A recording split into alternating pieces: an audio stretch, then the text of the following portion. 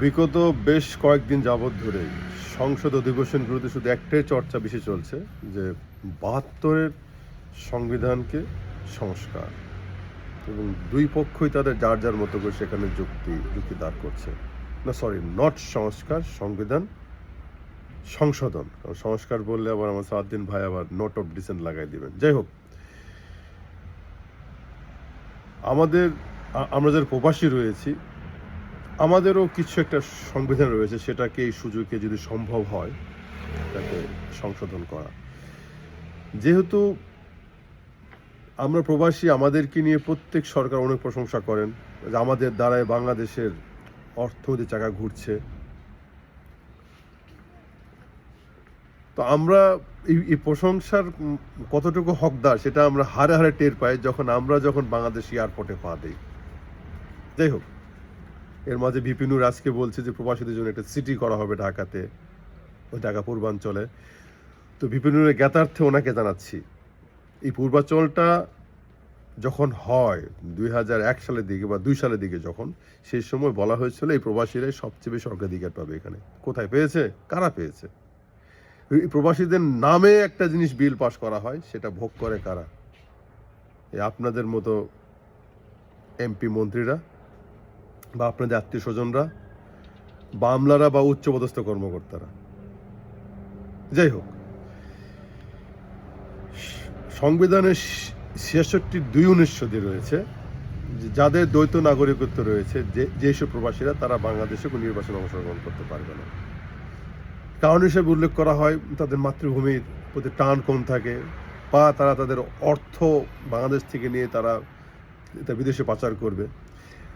আচ্ছা, দেখাইতে পারবেন বিদেশে যেসব রেমিটেন্স যোদ্ধারা থাকে, যারা বিদেশে টাকা উপার্জন করে, তারা কয়জন টাকা বিদেশে রাখে? তারা সকলেই দেশে টাকা পাঠিয়ে দেয়, 99%। আর যারা বাংলাদেশে, যাদেরকে আপনারা এই সংসদে বসান, বা যারা এই উচ্চপদস্থ কর্মকর্তা, সচিবরা, আমলারা, তারাই দেখুন যে এই বিগত সময়গুলোতে বাজো অবধি টাকা পাচার করছে বিদেশে। এই কানাডার বেগমপাড়া বা বিভিন্ন দেশে বড় বড় জায়গাতে, যে বাংলাদেশে যে হাজার হাজার কোটি নিয়ে গেছে, কারা নিয়ে গেছে? সরকারি দলের লোকজন নিয়ে গেছে, সরকার থেকে সরকারের লোকজন নিয়ে গিয়েছে। সরকার যদি কখনো মানে সৎ না হয়, এটা কোনোভাবে আটকানো সম্ভব না। তাই ভিপি নূর সাহেবকে বলবো যে যেহেতু আপনি আমাদের জন্য এত দরদ, আপনাদের মানে আপনার প্রথম এসেছে, আপনি দয়া করে আপনি এই বিলটা উপস্থাপন করেন যে বিদেশের মাটিতে অনেক রাজনীতিবিদ রয়েছে, ভালো ভালো রাজনীতিবিদ, যারা চায় যে এই বিদেশে সুন্দর জীবন রেখেও বাংলাদেশে এসে রাজনীতি করতে, বাংলাদেশকেও যেন পরিবর্তন নিয়ে আসা যায় বিদেশের মতো, তাদের এদের মেন্টালিটি কাজ করে। অনেক ছাত্র আছে যারা ব্রিলিয়ান্ট স্টুডেন্ট, যারা বিদেশে পাড়ি দিয়েছিল উচ্চশিক্ষার জন্য, সেখানে তারা পাসপোর্ট পেয়ে সেটেল হয়ে যায়। তাদের ইচ্ছা হয় দেশে যে রাজনীতি করি, তাদেরকে সুযোগ দেওয়া হোক। এদের সংখ্যা খুব কম লোকই আছে যে বিদেশে সেটেল হওয়া লোক, যে চাইবে, বা যাদের ডুয়েল পাসপোর্টধারী ভালো কোনো দেশের, যে বাংলাদেশে যে আবার এই সাজানো গোছানো লাইফটা সেখানে যে হুমকির মুখে ফেলে দেওয়া। যারা চাইবে তারা শুধু এই কারণেই চাইবে যে এটা পরিবর্তন। কারণ যারা বিদেশে থাকে ওদের ভিতর চেঞ্জ হয়ে যায়, ওরা কর্মমুখী হয়ে যায়। আরেকটা কথা বলি,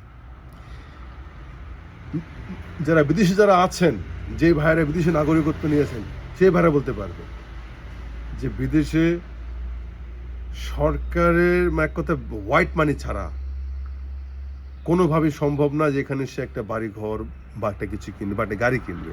সরকার বলবে যে টাকার উৎসটা কোথায়, তখন সে কি দেখাবে যে বাংলাদেশ থেকে সেগুলো লুটপাট করে নিয়ে এসেছে।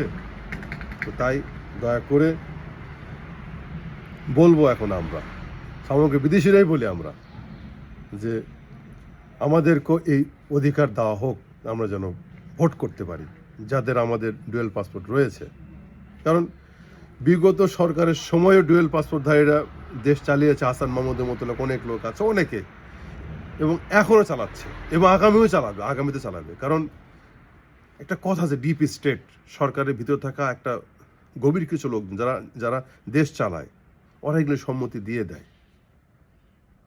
তো এগুলোকে মানে মানে এটাকে হিডেন না রেখে এটাকে সরাসরি সংসদের মাধ্যমে একটা বিল উপস্থাপন করে এটাকে, যেহেতু সংশোধন হবেই সংবিধান, ৭২ সংবিধান, তো এটাও যোগ করে দেওয়া হোক, যাদের ডুয়েল পাসপোর্টধারী তারাও চাইলে ভোট করতে পারে। যদি বহু প্রবাসী ভাইরা আছেন, যদি মনে করেন যে এটা আমাদের যৌক্তিক চাওয়া, তাহলে ভিডিওটা শেয়ার দিবেন। যে ভালো থাকবেন সকলে। আসসালামু আলাইকুম রহমতুল্লাহ।